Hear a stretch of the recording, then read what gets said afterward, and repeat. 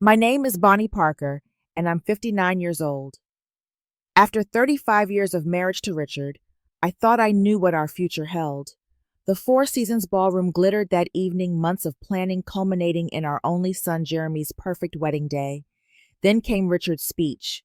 As he tapped his glass, I had no idea those words would shatter my world. Before I tell you what happened next, let me know in the comments where you're watching from. Give this video a like and subscribe if you've ever had someone blindside you when you least expected it.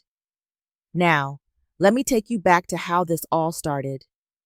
I grew up in a middle-class family in Connecticut, the kind where Sunday dinners were sacred and college was non-negotiable. My parents worked hard so I could attend the University of Chicago, where I met Richard during sophomore year.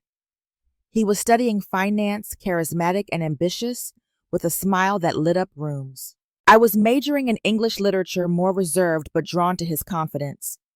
We dated for 3 years before marrying after graduation. We settled in suburban Chicago, bought a modest starter home, and worked our way up. Richard joined an investment firm, while I secured a position teaching high school English. When Jeremy came along 5 years later, our family felt complete. He was our only child, making him the center of our universe. Those early years were beautiful in their simplicity. Weekend barbecues, summer vacations to Michigan, cheering at Jeremy's soccer games. From the outside, we were the portrait of American success. Richard climbed the corporate ladder impressively.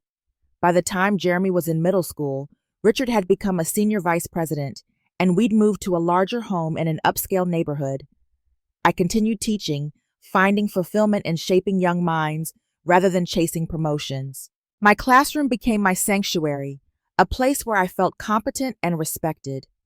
As Jeremy grew into a thoughtful, intelligent young man, I felt immense pride in the person he was becoming. He inherited my love of literature and Richard's analytical mind, graduating with honors before pursuing his MBA. Richard boasted about Jeremy to colleagues, though I noticed he attended fewer school events as years passed, citing increasing work responsibilities. The first hints of trouble were subtle. Richard started working later, weekend golf outings with clients multiplied, and business trips grew more frequent. When home, he seemed distracted, often checking his phone or disappearing to take calls. I attributed his distance to work stress and midlife restlessness. After 3 decades together, I reasoned some cooling was natural. When Jeremy brought Sophia home to meet us 4 years ago, I recognized something special. She was warm, brilliant, and genuinely loved our son. As an architect from a prominent Boston family, she matched Jeremy intellectually while bringing out his softer side. Watching them, I sometimes felt a twinge of envy at their easy affection, so different from the polite distance that had developed between Richard and me. Their engagement announcement thrilled us. I immediately embraced the wedding planning with Sophia, creating Pinterest boards and visiting venues. Richard seemed happy too, though mainly concerned with budget parameters. He agreed to a generous amount, then largely disappeared from the planning process. The 8 months leading to the wedding should have been my warning. Richard questioned expenses he'd previously approved, missed appointments with vendors, and seemed irritated by wedding discussions. I excused his behavior, focusing instead on creating Jeremy and Sophia's perfect day. When Sophia's mother, Janet, expressed concern about Richard's absence from planning, I defended him, claiming his demanding job was especially busy. Jeremy noticed too. "Is Dad okay?" he asked over coffee one morning 6 months before the wedding. "He seems checked out whenever Sophia and I visit." I assured him everything was fine, that his father was just overwhelmed with work. The worry in my son's eyes made me uncomfortable, but I pushed my own concerns aside. Meanwhile, Richard's behavior grew increasingly suspicious. His phone became a fortress, password protected, and never left unattended. He began taking calls in another room or outside. Once I woke at 2 in the morning to find his side of the bed empty. He was downstairs whispering on his phone in the dark kitchen.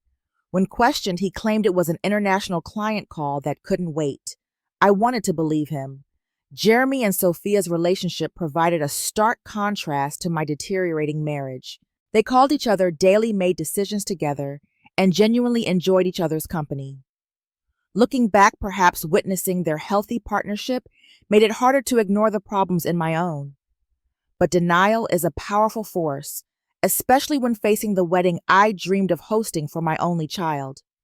During those months, I threw myself into wedding preparations, like a woman possessed, as though creating the perfect celebration could somehow compensate for the growing emptiness at home. Little did I know that the event I was so meticulously planning would become the stage for my public humiliation. The wedding planning consumed 8 full months of my life. Every detail required decisions: ivory or eggshell linens, garden roses or peonies, band or DJ. While Sophia's parents covered the rehearsal dinner, Richard and I, as parents of the groom, were responsible for the reception. The Four Seasons, Chicago, offered the perfect ballroom with crystal chandeliers and floor-to-ceiling windows overlooking the city skyline. When Richard saw the contract, he winced at the cost, but signed without comment. I coordinated with the wedding planner, while Richard remained conspicuously absent. "Where's your husband?" became a common question at vendor meetings. I crafted excuses about his demanding schedule, secretly disappointed by his disinterest. The guest list grew to 150 people, including Richard's colleagues I barely knew. When I asked why certain names were necessary, he insisted they were important for business relationships. 3 months before the wedding, Richard suddenly questioned expenses we'd already committed to. "$12,000 for flowers seems excessive," he remarked, reviewing the budget I'd prepared. "And why do we need a 7-piece band when a DJ cost a third of that?" I reminded him he'd approved these items months earlier. Our argument ended with him storming out, something happening with alarming frequency. Sophia's parents, Janet and Thomas, became unexpected allies during this stressful time. Janet, a retired event planner, offered practical advice, while Thomas, an academic like myself, provided calming perspective. "Weddings bring out strange behaviors in people," Janet observed when I mentioned Richard's detachment. "Men especially can feel sidelined." I nodded, grateful for the rationalization, though something in her eye suggested she suspected more. 2 months before the wedding, Richard missed Jeremy's tuxedo fitting, claiming an emergency client meeting. The following week, he skipped the food tasting, leaving me to select the menu alone. When the final meeting with the photographer happened without him, Jeremy pulled me aside. "Mom, what's really going on with Dad?" His concern was palpable. "He hasn't returned my calls in days." "He's under tremendous pressure at work, honey," I said, the excuse sounding hollow even to my ears. "The Stevens account is demanding all his attention." Jeremy frowned. "He always said family comes first. This doesn't feel like that." I hugged my son, changing the subject to his honeymoon plans. Later, I called Richard, insisting he make more effort for Jeremy's sake. He promised improvement, sounding genuinely remorseful. For a week, he seemed more engaged, joining us for a walkthrough at the venue and approving the final details with interest. I allowed myself to hope things were improving. Then came new suspicious behaviors. Richard began working out more intensely, bought new clothes without consulting me, and even scheduled a dental whitening procedure. When I complimented his improved appearance, he seemed pleased but dismissive. "Just trying to look presentable for the wedding photos," he said. His phone habits became increasingly secretive. He took calls outside, spoke in hushed tones, and I once caught him deleting text messages when I entered the room. When confronted, he accused me of being paranoid and controlling. The gaslighting worked temporarily, making me question my own perceptions. The rehearsal dinner hosted by Sophia's parents at the Chicago Yacht Club was the first time I noticed her. A woman in her early 40s, sleek blonde hair, wearing a burgundy dress that seemed too formal for the occasion. She sat at a table with Richard's colleagues, but something about her demeanor seemed odd. Her eyes followed Richard constantly, and twice I caught them sharing glances that lasted too long. During the cocktail hour, Richard introduced her as Amanda Lawson, a valuable team member from the office. She shook my hand with a grip too firm to be friendly, her smile not reaching her eyes. "Bonnie, finally, Richard speaks of you often." The comment seemed loaded, but I couldn't pinpoint why. Later that evening, I noticed Richard and Amanda in deep conversation near the bar, standing closer than colleagues typically would. When Jeremy approached them, Richard stepped away quickly, a guilty expression flashing across his face. My stomach knotted, but I dismissed it as wedding stress heightening my insecurities. That night, Richard announced he would stay at the hotel where the wedding would take place. I need to finalize my speech and it's easier without distractions, he explained. Besides, it's bad luck for the father of the groom to drive in from home on the wedding day. The excuse made no sense, but arguing seemed pointless with the ceremony less than 24 hours away. Alone in our bed that night, I stared at the ceiling, a heavy premonition weighing on me. Something significant was shifting, but I couldn't yet see its full dimensions. The next day would bring clarity in the most painful way possible. The wedding day dawned with perfect May weather sunlight streaming through stained glass as guests filled the historic church. I wore a silver blue gown that had taken 3 fittings to perfect my hair, professionally styled for the first time in years. Richard arrived separately, immaculate in his tuxedo, but distracted checking his phone until moments before the ceremony began. Jeremy stood at the altar, handsome and nervous. When Sophia appeared in her lace gown, tears filled my eyes. Their vows were personal, and moving Jeremy promising to support Sophia's dreams as she had his. Richard sat beside me, physically present, but emotionally elsewhere. Twice, I noticed him glancing toward the back rows where his colleagues sat. After the ceremony, while the wedding party took photos, I mingled with guests in the church courtyard. Richard disappeared, briefly returning more animated, as though energized by something other than our son's marriage. He barely spoke to me as we rode to the Four Seasons, instead typing furiously on his phone. The reception began at 6, with cocktails and past hors d'oeuvres. The ballroom transformation took my breath away. Crystal centerpieces captured light from the setting sun, tables draped in ivory linens surrounding a polished dance floor. A string quartet played softly as guests found their place cards. My heart swelled with pride at creating this perfect setting for Jeremy and Sophia's celebration. My first real shock came when I discovered the seating arrangements. At the family table sat Jeremy and Sophia Richard, and myself, Sophia's parents, her sister, and inexplicably Amanda Lawson. There must be a mistake, I whispered to Richard. He avoided my eyes, mumbling something about last-minute changes and important business connections. Throughout dinner, I observed interactions between Richard and Amanda that felt intimate. Small glances and side jokes, his hand briefly touching hers while reaching for bread. She seemed too comfortable in our family setting, commenting on Jeremy's childhood stories as though she'd heard them before. Sophia's mother noticed too, her questioning gaze meeting mine across flower arrangements. My old friend Lisa, seated at a nearby table, approached during the salad course. "Bonnie, can I speak with you privately?" Her serious expression alarmed me. Before we could step away, the wedding coordinator announced it was time for Jeremy and Sophia's entrance, and Lisa retreated, promising to find me later. I never got to hear her warning.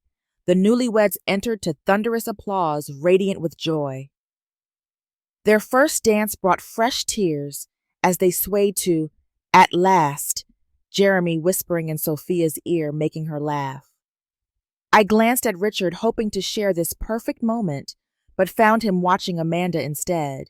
Various guests approached our table to congratulate us, several making odd comments. "Richard has been glowing lately," remarked his colleague David. "Now I see why." I didn't understand the implication until later. Another guest, after too many cocktails, asked how long Amanda had been part of the family, seeming confused when I explained she was merely a co-worker. As dinner plates were cleared, my anxiety crescendoed. Richard would soon give his father of the groom speech. He'd been uncharacteristically secretive about its contents, refusing to let me review it, as we'd done for other important presentations throughout our marriage. The wedding coordinator handed him the microphone, and the room quieted. The ballroom felt suddenly too warm, As Richard stood straightening his tie, 200 eyes turned toward him expectant. Jeremy and Sophia held hands, smiling up at the man I thought I knew. The champagne in my glass trembled slightly as unease crept up my spine. Richard began conventionally enough. He welcomed Sophia to our family, praised Jeremy's character and accomplishments, thanked guests for coming. His delivery seemed rehearsed, but appropriate, earning appreciative laughter at his light jokes about Jeremy's teenage driving lessons and college escapades. I began to relax, thinking my concerns were unfounded. Then came a shift in his tone, subtle but unmistakable. Richard's gaze drifted from Jeremy to fix on Amanda. The silence that followed lasted only seconds, but felt eternal. Something in his expression told me everything before he spoke another word. "Before we continue this celebration," Richard said, voice suddenly intimate, as though addressing her alone, "I need to share something important, something true." He cleared his throat. "For 35 years, I've lived one life. Today marks not just my son's new beginning, but my own." My body went cold as he continued, oblivious to the inappropriate timing or the confused murmurs rising around us. "Bonnie and I have reached the end of our journey together. This is the end for us. I've found someone new." The room froze. Silverware clattered as someone dropped a fork. Jeremy half rose from his chair, Sophia's hand restraining him. Richard gestured toward Amanda, who sat straighter, a triumphant smile playing at her lips. "I'd like you all to meet Amanda Lawson, my partner for the past 8 months. We didn't plan for this to happen, but sometimes life surprises you with new chances at happiness." 200 pairs of eyes swiveled between Richard, Amanda, and me. The humiliation burned through my body, my hands trembling so violently I had to set down my water glass. Jeremy's face contorted with shock and anger, while Sophia looked stricken. Her parents exchanged horrified glances. Despite the inferno raging inside me, years of teaching self-discipline served me well. I maintained a composed exterior, even as Richard continued his inappropriate confession, claiming he couldn't live a lie anymore and wanted to start fresh with honesty. Amanda nodded encouragingly, actually reaching to squeeze his free hand. When he finally paused, the silence was deafening. Everyone waited for my response, witnessing my public execution. I slowly stood, straightened my shoulders, and looked directly at Richard. With a calmness that surprised even me, I said simply, "Thanks for the heads up." Gasps and whispers erupted. Amanda's smile faltered slightly. Richard looked stunned, clearly expecting tears or accusations. My son half stood again, fury etched across his features. I caught his eye with a subtle head shake, silently pleading for him to remain seated. This was his wedding day, already tarnished enough. In that crystalline moment of clarity, I remembered the envelope in my purse. The evidence I'd discovered 3 days earlier, but had been too shocked to confront Richard about before the wedding. I'd brought it intending to discuss it privately after the celebration. Now it seemed appropriate to deliver it differently. I reached for my clutch purse, extracted the sealed envelope, and calmly slid it across the table to Richard. "You might find this interesting reading," I said, voice steady despite my crumbling interior. Then I turned, nodded politely to the stunned guests at our table, and walked with the measured steps toward the exit. Behind me, I heard Richard tear open the envelope. I didn't need to turn around to know what he was seeing. 3 days before the wedding, while organizing tax documents in Richard's home office, I discovered bank statements he'd hidden in a locked drawer. Normally, I wouldn't have been looking there, but I needed our property tax records to complete financial aid applications for next year's students. When I couldn't find them in our usual filing cabinet, I remembered Richard mentioning reorganizing some documents. His desk key had always been kept in our shared jewelry box.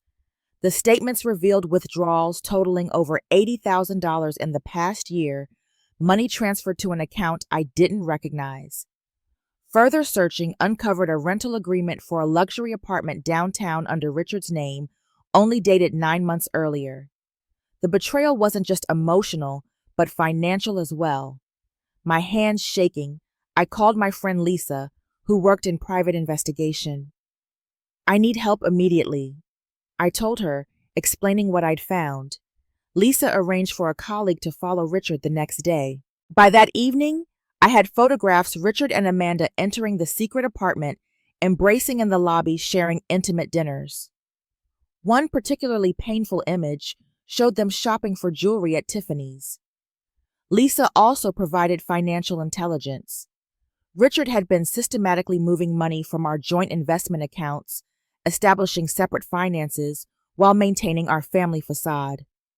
There were credit card statements showing lavish gifts for Amanda, weekend getaways disguised as business trips, even charges for couples counseling sessions they'd apparently been attending together. I spent that night in shock, weighing my options. Confronting Richard immediately would derail the wedding, devastating Jeremy. Postponing seemed my only choice, though. Compiling the evidence into that envelope felt like handling shards of broken glass. I included a handwritten note. I know everything. Enjoy the spotlight you've created. Your attorney can contact mine. Now, at the reception, Richard's face drained of color as he examined the envelope's contents.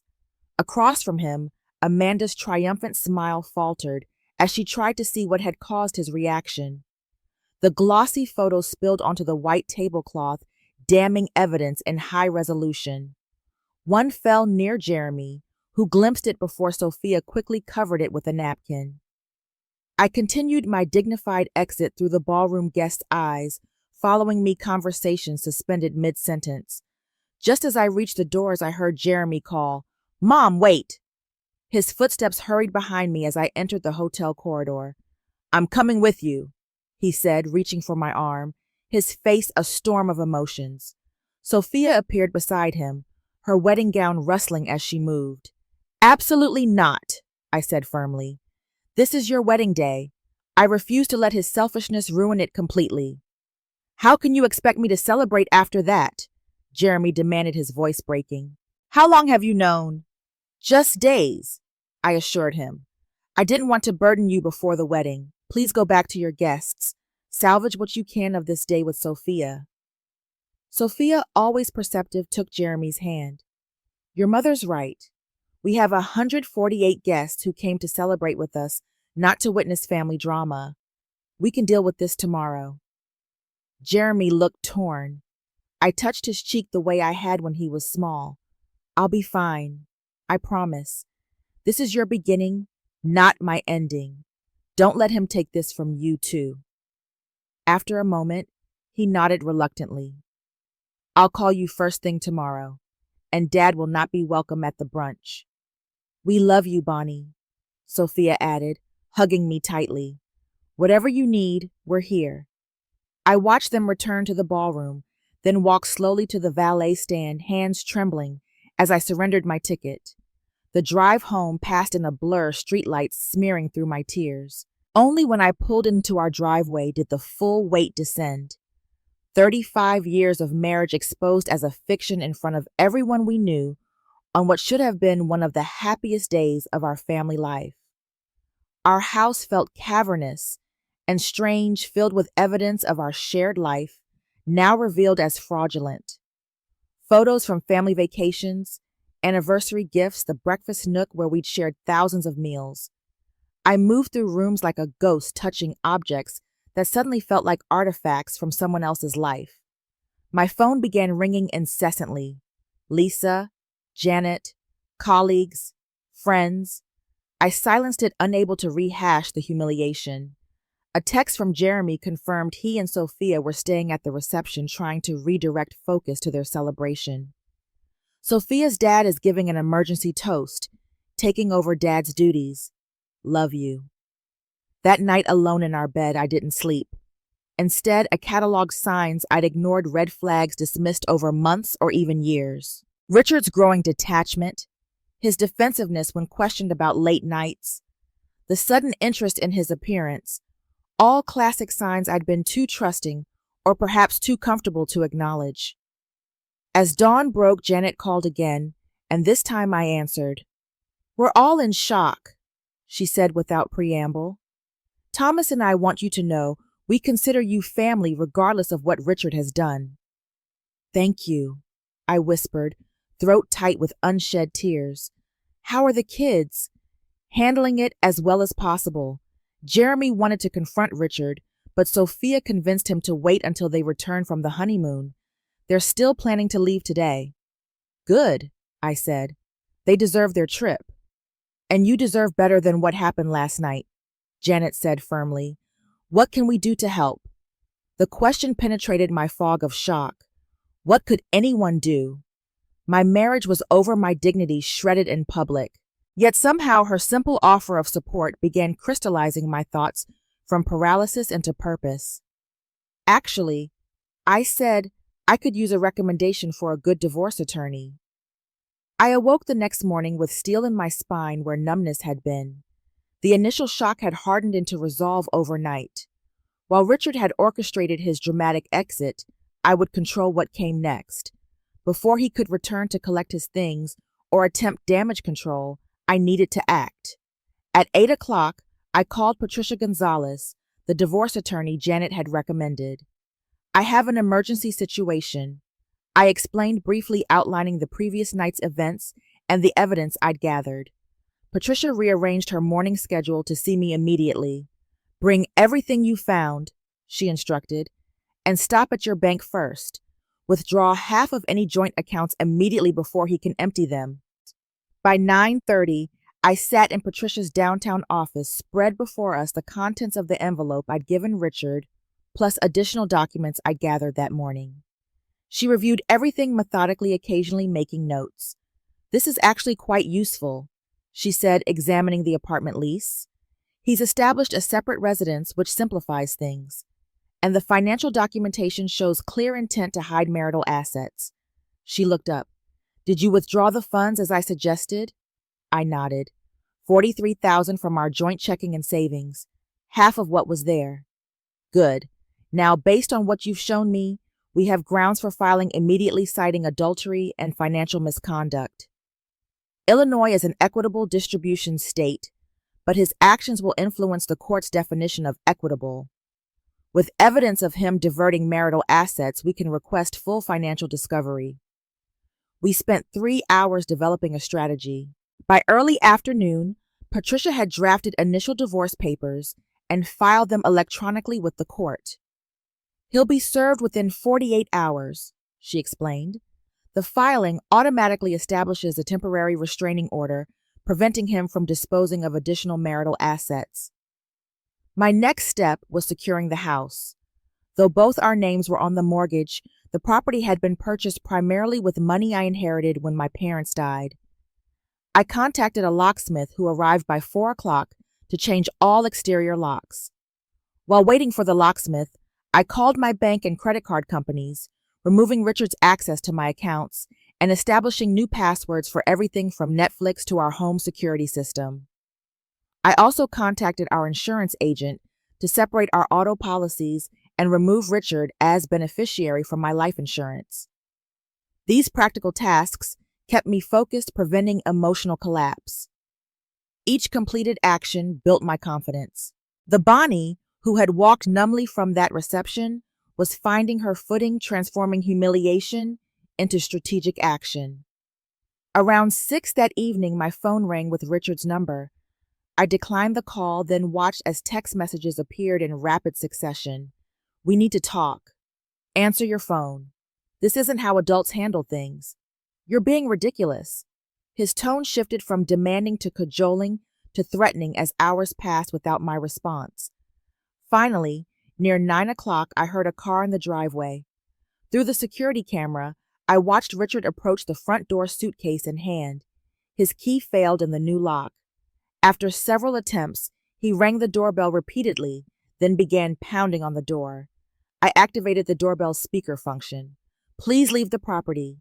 Any communication should go through my attorney, Patricia Gonzalez. You've been served divorce papers electronically. His face contorted with shock. You changed the locks. You can't do that. Actually, I can. This house was purchased primarily with my inheritance. You established your residence elsewhere 9 months ago, according to your apartment lease. He paled, visibly realizing I had documentation. Bonnie, you're overreacting. We need to discuss this like rational people. I was rational when I sat silently through your public humiliation of me at our son's wedding. I'm being rational now by protecting myself legally. Please leave before I call the police to report trespassing. Where am I supposed to go? His indignation was almost comical. Perhaps to the downtown apartment you've been keeping, or to Amanda's place. Your living arrangements are no longer my concern. He stared at the camera, mouth opening and closing wordlessly. Finally, he returned to his car, slamming the door before speeding away. Minutes later, my phone buzzed with a call from an unfamiliar number. Amanda. I declined it too, but curiosity compelled me to listen to her voicemail. Bonnie, this is Amanda Lawson. There are things you don't understand about my relationship with Richard. He told me you two were already separated, living together only for appearances. I never intended to hurt anyone. Can we meet to talk? The audacity was breathtaking. I blocked her number without responding, then poured myself a glass of wine, the first moment of self-care in this turbulent 24 hours. The next morning brought a call from Jeremy. He and Sophia had decided to postpone their honeymoon departure by one day to check on me. That's unnecessary, I insisted. I'm handling things. We're coming anyway, he said firmly. We'll be there in an hour. When they arrived, both seemed surprised to find me dressed composed and surrounded by organized files rather than tissues. Mom, are you okay? Jeremy asked cautiously. I'm better than okay, I replied. I'm taking control of my life. I outlined the steps I'd already taken. Jeremy listened with growing admiration, while Sophia offered practical suggestions about digital privacy I hadn't considered. Dad's been calling me nonstop, Jeremy said, trying to justify himself, claiming you drove him to this by being emotionally unavailable. When I told him how inappropriate his timing was, he actually suggested I was being immature. Classic manipulation, Sophia observed, trying to rewrite history to make himself the victim. He contacted Amanda too. I told them, describing her voicemail. Apparently he told her we were already separated. Jeremy shook his head disgustedly. What are you going to do about the community fallout? Everyone was there, all your friends, my friends' parents, your colleagues. Nothing, I said simply. I have nothing to be ashamed of. Richard created this situation with his choices. I won't waste energy managing his public relations disaster. By afternoon, news of Richard's announcement had spread throughout our social circle. My phone filled with supportive messages. Surprisingly, even Richard's sister called to express her shock and solidarity with me. He's not the brother I thought I knew, she said. Mom would be appalled. As Jeremy and Sophia prepared to leave for their delayed honeymoon, I insisted they focus on enjoying their trip. This situation will still be here when you return, I told them. Don't let it overshadow your first weeks as a married couple. After they left, I received an unexpected call from Richard's boss, Martin Weber. Bonnie, I want you to know that Richard's behavior doesn't reflect our company's values. His disclosure at the wedding was completely inappropriate and unprofessional, especially given Amanda's position as his subordinate. Subordinate? I repeated. Yes, she reports directly to him as assistant financial controller, which makes their relationship a clear violation of company policy. This new information explained how easily Richard had been able to conceal their affair behind work commitments. It also provided unexpected leverage. That evening, Richard attempted a different approach, sending an email with the subject line, "Settlement Proposal." He offered a division of assets that heavily favored him, suggesting I keep the house while he retained most investment accounts and his entire pension. The condescending tone suggested he was being generous, offering to make this easy for everyone. I forwarded it to Patricia without response. She replied within minutes, "This confirms he's worried about what we know. We'll counter with our own proposal after full financial discovery." In just 48 hours, I had transformed from shocked victim to strategic adversary. The path ahead would be challenging, but for the first time since Richard's announcement, I felt something unexpected: freedom. 6 months passed with remarkable swiftness. The divorce proceedings moved efficiently thanks to Patricia's expertise and the substantial evidence against Richard. His attempts to hide assets backfired when financial discovery revealed even more accounts I hadn't known about, including an offshore investment that particularly irritated the judge.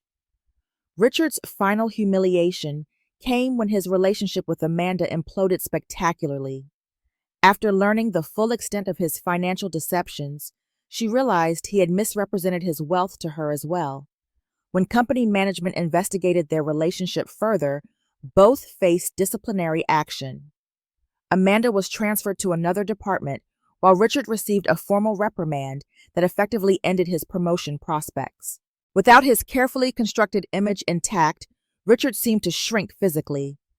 At our final court appearance, he looked 10 years older, his confident posture replaced by a defensive hunch. The divorce decree awarded me the house, 60% of our investment portfolio, half his pension and substantial alimony based on our long marriage and his misconduct. My years teaching while supporting his career were finally valued appropriately. With the legal battles behind me, I focused on rebuilding. The house that had once felt haunted by memories underwent transformation. I painted the master bedroom a soothing sage green, replacing the mahogany furniture Richard had selected with lighter pieces that brought me joy. The formal living room became my writing studio filled with books and a comfortable reading chair beside wide windows.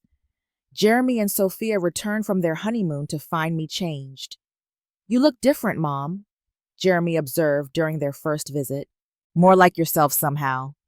"I feel more like myself," I admitted. "Maybe more than I have in years." Our relationship deepened in unexpected ways. Without Richard's dominating presence, Jeremy and I developed new traditions. Sunday morning phone calls became sacred. Monthly dinner outings with him and Sophia evolved into comfortable rituals. Sophia and I discovered shared interests in gardening and historical fiction, often exchanging book recommendations. My retirement from teaching, planned before the divorce, as a concession to Richard's desire to travel more, became instead a gateway to postponed dreams. The novel I'd always wanted to write began taking shape. I joined a creative writing group at the local library, finding community among other aspiring authors who valued my perspective as a former English teacher. New friendships blossomed too. I joined a divorce recovery group initially for emotional support, but stayed for the genuine connections. These women understood my experience without explanation, offering wisdom from their own journeys. Marianne, divorced after 27 years, became a particularly close friend. She'd rebuilt her life so successfully that her story gave me constant inspiration. "The first year is hardest," she advised over coffee one morning. "But then you realize being alone is infinitely better than being lonely in a relationship." Dating felt foreign after 35 years of marriage, but 6 months after the divorce finalized, I accepted a dinner invitation from Thomas, a widowed professor I met at a literary festival. Our conversation flowed easily, but I felt no pressure to pursue romance. Simply enjoying male company without emotional manipulation felt refreshing. I began traveling, taking weekend trips to destinations Richard had always dismissed as uninteresting. A pottery workshop in Sedona, a literary tour of New England, a solo journey to the Grand Canyon, where I watched the sunrise in perfect healing solitude. Each adventure built my confidence as an independent woman. My relationship with money transformed as well. With Patricia's help, I learned to manage investments Richard had always controlled. I developed a comfortable budget that allowed for both security and indulgence.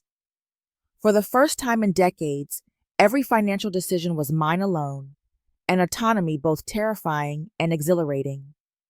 Forgiveness came gradually, not as a gift to Richard, but as a necessity for my own peace. I couldn't sustain anger without poisoning myself.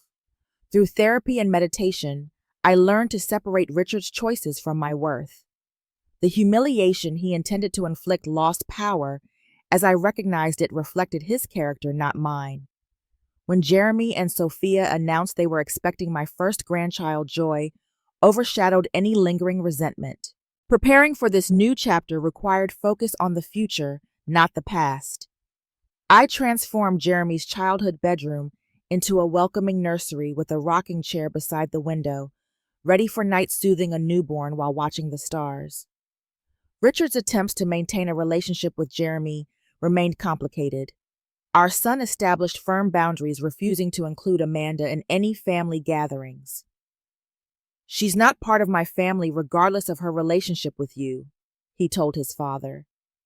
Richard eventually accepted these terms, meeting Jeremy alone for occasional lunches. One evening, nearly a year after that fateful wedding reception, I sat on my patio watching fireflies illuminate the garden I'd planted. My phone chimed with a text from Marianne. "Thinking of you today. How are you feeling on the anniversary?" I considered the question carefully, searching my heart for an honest answer. Surprisingly, I felt neither sadness nor anger, but profound gratitude. The public humiliation designed to break me had instead freed me. Without that shocking moment, I might have continued in comfortable denial for years, perhaps forever. I typed my response. "I'm feeling thankful for second chances and the discovery that happiness is often found where you least expect it. Sometimes the end is actually the beginning." Later that week, I visited Sophia for lunch, bringing paint samples for the nursery. As we discussed shades of yellow versus green, she suddenly took my hand. "I hope this isn't inappropriate," she said hesitantly, "but I need to tell you something. When Richard made that announcement at our wedding, I was horrified for you. But seeing how you've handled everything since then has been incredibly inspiring. You've shown me what resilience really looks like." Her words touched me deeply. "Life rarely goes as planned," I told her. "The measure of character isn't avoiding disaster, but how you rebuild afterward." That evening, I added a new chapter to my developing memoir, writing about transformation rather than tragedy. The woman who had walked out of that reception a year earlier would never have imagined the strength she would discover, the joy she would reclaim, or the authentic life waiting beyond the pain. The journey continues, unpredictable and sometimes challenging, but now I move forward with confidence rather than fear. At 59, I've learned that there is no expiration date on self-discovery. The greatest surprise has been finding that after decades of compromise and accommodation, I genuinely like the woman I'm becoming. She's someone I would choose as a friend, and that might be the most meaningful victory of all. As I sit here finishing this story, I realize how much sharing it has helped me process everything that happened. The betrayal at Jeremy's wedding could have destroyed me, but instead, it became the catalyst for the most profound growth of my life. The woman who walked into that reception isn't the same one speaking to you now. My healing journey wasn't immediate. Those first weeks after Richard's announcement brought sleepless nights and moments of crippling self-doubt. The pain came in waves, sometimes receding enough to function normally, other times crashing over me when least expected. A song on the radio, finding his forgotten sweater, encountering mutual friends who didn't know what to say, all triggered fresh grief. But gradually, with each decision I made for myself, each boundary I established, the healing progressed. I learned that moving forward doesn't mean forgetting or minimizing the hurt. It means integrating it into your story without letting it define you. The scars remain evidence of wounds that healed, not weaknesses to hide. Richard and Amanda didn't last, as I suspected they wouldn't. Built on deception, their relationship couldn't withstand scrutiny or the consequences of their choices. Last month, Jeremy mentioned Richard is dating again, seeming restless and unsatisfied. Meanwhile, I found contentment in my independence, enjoying romantic companionship without needing it for completion. Jeremy and Sophia welcomed my granddaughter Eliza 3 months ago. Holding her for the first time, I experienced pure joy, untainted by past disappointments. She represents the future, a continuation of love that transcends one broken marriage. When she looks at me with curious eyes, I see infinite possibilities rather than painful history. The most valuable lesson from this experience has been learning to trust myself again. The instincts I ignored for years now guide my decisions. When something feels wrong, I pay attention. When boundaries are crossed, I address it immediately. My needs and feelings matter in a way they didn't before, not from selfishness, but from healthy self-regard. I've discovered that happiness isn't a destination, but a practice. It comes from small daily choices rather than grand gestures. Morning coffee on my patio, meaningful conversations with friends who truly see me, the satisfaction of completing another chapter in my book, dancing in my kitchen simply because the music moves me. These moments of authentic joy sustain me more than the carefully curated happiness I once performed. For those of you experiencing betrayal or life-altering disappointment, please know this: your lowest moment doesn't determine your future. The pain that feels unbearable today will eventually become manageable. The humiliation that burns now will cool with time. The life you thought was destroyed is actually being cleared for something more authentic. Trust the wisdom that emerges from suffering. Let go of what no longer serves you, whether relationships, beliefs, or patterns. Forgive when you're ready, not because others deserve it, but because you deserve peace. And remember that your worth was never dependent on someone else's ability to recognize it. The envelope I handed Richard that night contained evidence of his betrayal, but also unknowingly the key to my freedom.